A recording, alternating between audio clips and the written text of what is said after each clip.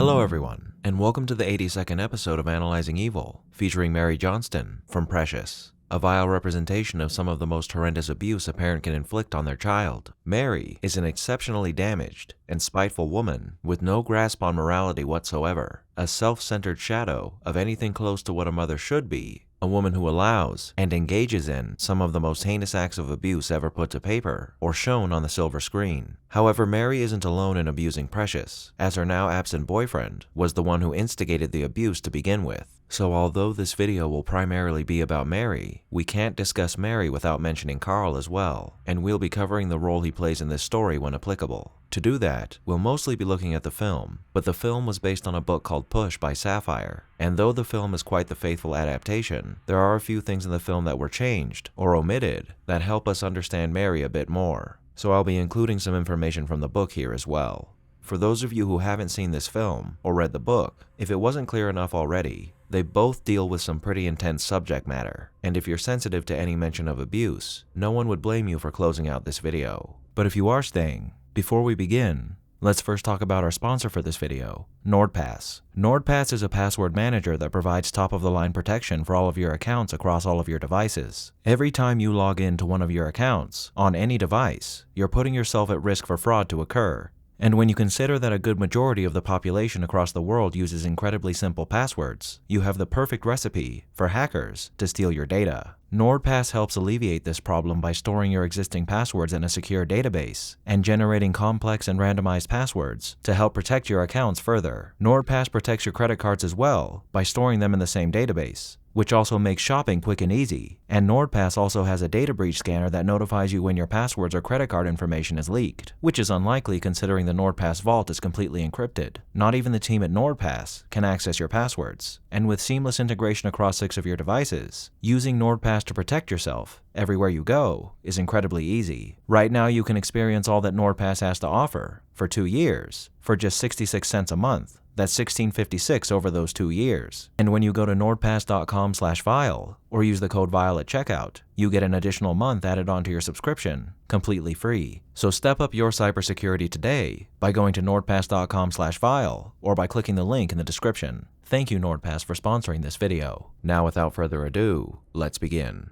To understand Mary, we need to start by covering her actions and the actions of her would-be husband, Carl. Carl, Precious's father, began sexually abusing Precious when she was only 3 years old. Not only was he abusing her, but he was doing so right in front of Mary, and when Mary attempted to challenge him and prevent him from doing so, he told her to shut her fat ass up and that it was good for Precious. From there, a cycle of abuse began wherein both Mary and Carl began abusing Precious in this way, and not just sexually, but physically, emotionally, and verbally as well. Her father doing so by berating her appearance and harming her when he was having intercourse with her, and her mother after the fact for, quote, taking her man from her. In the film, it isn't made clear that Mary was also sexually abusing Precious from a young age, but we know for a fact that she was, because in the book, Precious tells Miss Weiss that her earliest memory of her mother was one where she was pleasuring her. However, we are given one scene in the film that implies that she's been doing so for some time, when she's pleasuring herself, and calls Precious to come upstairs and help her. Now, as time went on, and the abuse persisted, Precious became pregnant with her father's child at the age of 12, and though this is horrifying for that reason alone,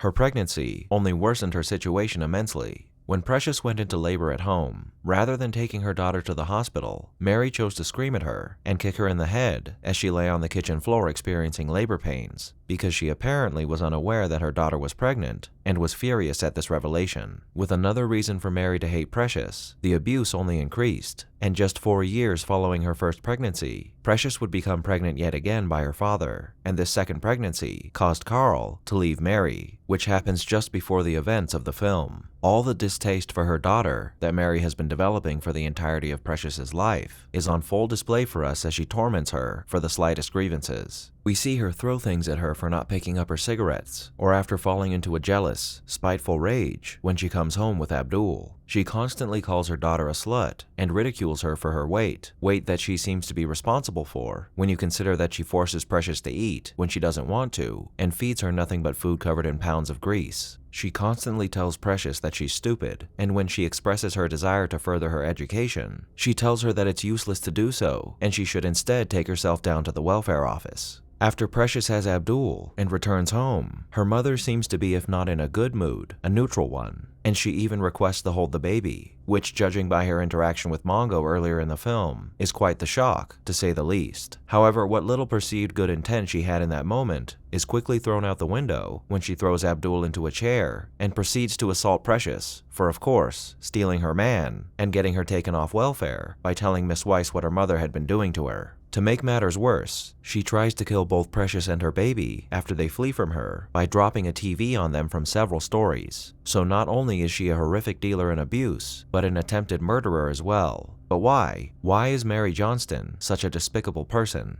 It's one thing to see and hear about this kind of behavior, but it's another thing entirely to understand it. And to do that, we're given a few indicators in the book and film that tell us why Mary is who she is. Now, nothing is given to us about Mary's early life, but from the way her mother interacts with her, we can make a couple assumptions. Because Tusi is dismissive of her daughter's behavior, either she was an absentee parent who allowed her daughter's behavior to go unchecked, or she was an absentee parent that allowed her daughter to be abused by someone in their family. We'll never know, but when someone is willing to allow this kind of abuse that Mary forces her daughter to endure, it's often the case that that person was abused as a child as well, as their history of abuse makes them more able to accept or engage in this kind of behavior later in life. However, in the book, we do learn that Mary has been with Carl since she was 16 years old, and according to her, she's never been with anyone else. Carl, on the other hand, is actually married to another woman, and though we're never told what his age is, it would make sense that Carl is older than Mary and was already married when he met her. Now, considering that Carl apparently can do no wrong in Mary's eyes, Mary's attraction to Carl is likely a case of a young girl who admired an older man from afar, one who managed to grab his attention and secure a relationship with him, though it could be the case that Carl groomed her into becoming his lover after he set his eyes on her. Regardless, Mary's intense adulation of Carl is the primary reason that she grows to despise Precious, rather than Carl once Carl begins abusing Precious, as in her deluded mind, she blames Precious for seducing him. However, there's something else that causes Mary to forgive Carl for engaging in such horrendous actions: intense loneliness. During her diatribe of self-pity towards the end of the film, Mary comments that with Carl loving on Precious, there was no one to love on her, and she had nobody else in her life that loved her besides Carl. How Mary arrived at this point where she felt so utterly alone that she would allow a man to abuse her child and then engage in that behavior is unknown. But it probably ties back into her youth, as it's highly unlikely that someone would develop into an adult with such a high degree of emotional dependency without some sort of trauma affecting them when they were younger. The result is what you see on screen: a mean-tempered shut-in of a woman who does nothing but siphon off the government and her daughter, while she blames her and the rest of the world for all of her woes. But what is the result of this person that Mary has become, and the abuse she and her husband have inflicted on her daughter? Well, for starters, even before you factor in the abuse, Precious is already at a disadvantage because of her dyslexia and the unfortunate realities that come from growing up in poverty. But those disadvantages are compounded immensely by the abuse that she's suffered. In order to cope with the horrendous situation she's in, Precious has resorted to fantasizing about a life where she's a famous dancer, singer, or movie star, so she can escape the harsh realities of her life. And these dreams are something that her mother also ridicules her for, as she tells her that no one as ugly or fat as her could ever be famous. Because she's ridiculed for being stupid and worthless by both of her parents, when she attempts to learn anything of substance at school, she enters a state of extreme anxiety where numbers and letters blend together, as her mind is overtaken by flashbacks of her mother and father berating her or molesting her. And to make matters worse, her mother has put the belief in her head that the education system is designed to keep black people down and has no value whatsoever. There's also the consistent head trauma she's suffered over the course of her life that I'm sure has impacted her mental health as well. And a girl who's nearly always concussed had little chance at succeeding in school already without everything else in her life piled on top of it. We have a girl who at the age of 16 is morbidly obese with 2 children and a violent confrontational attitude because of her parents' influence on her psyche. A girl with severe PTSD who hates her own people, particularly dark-skinned people, because the dark-skinned people in her life have shown her nothing but hostility. Nurse John, the nurse who helps deliver Abdul and bonds with Precious in the film, is absent in the book. In his place is the Hispanic EMT who helped deliver Mongo on the kitchen floor of Mary's apartment, a man who Precious claims in the book was the only person who had ever been kind to her. And unfortunately, this caused Precious to develop a brand of racism that would have Precious believing that all dark-skinned people were bad because they were dark.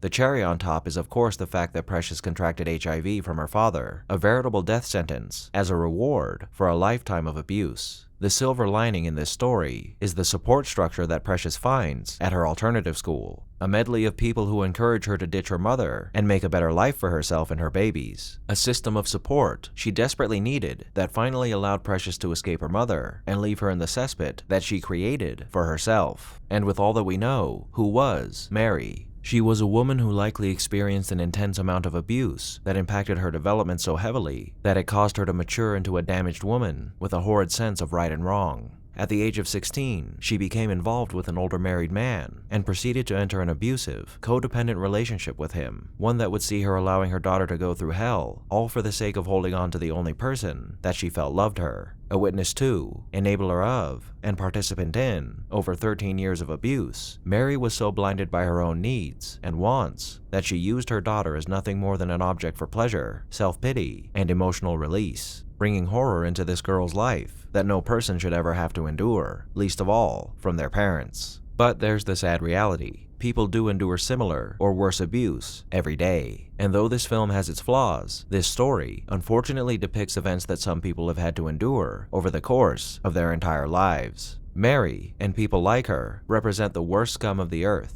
People who dish out injustices on the innocent as easily as they might drink a glass of water. And though there is surely some sympathy to be found for Mary, and whatever her story may be, nothing can excuse the fact that for over a decade, she engaged in acts that are nothing short of pure evil. Thank you all for tuning into this episode of Analyzing Evil, and I hope you've enjoyed. What are your thoughts on Mary? Did I miss anything? Let me know down below, and leave a suggestion for a villain you'd like to see featured while you're at it. If you like this video, hit that thumbs up button, and make sure to subscribe if you haven't already. Also, I've recently launched new merchandise that features this beautiful design you're seeing on screen now that I'm sure a lot of you will love. You can find a link to my store down below to learn more. A big thank you to all of my subscribers, and to my patrons, and a most vile thank you to those whose names you're seeing on screen now.